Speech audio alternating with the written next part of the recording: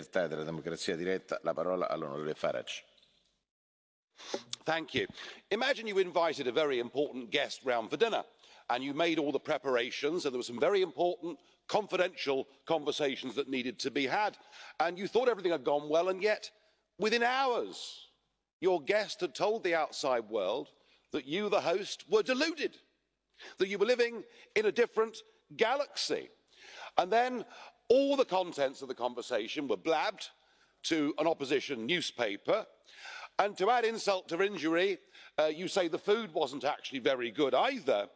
And then a few days later, in a display of extreme petulance, you even deride the national language of the host, which, by the way, is looking a bit silly, because last Saturday's extravaganza, known as the Eurovision Song Contest, saw 90% of the songs sung in English.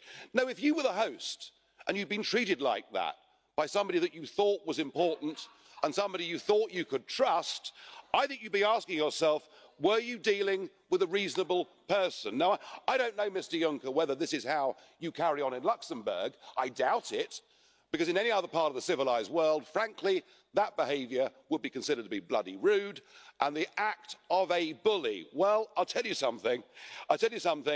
Your attempt to bully the Brits through this negotiation is not working. 68% now of the British people want Brexit to happen. And all of that on top of a ludicrous ransom that Monsieur Barnier wants, that I'm told has now doubled to €100 billion.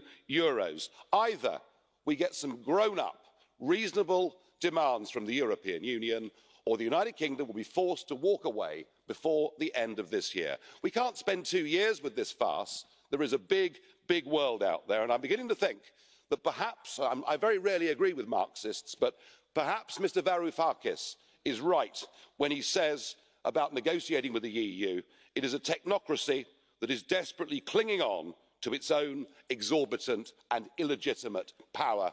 You may have crushed Greek democracy 2 years ago. You ain't going to do it to us.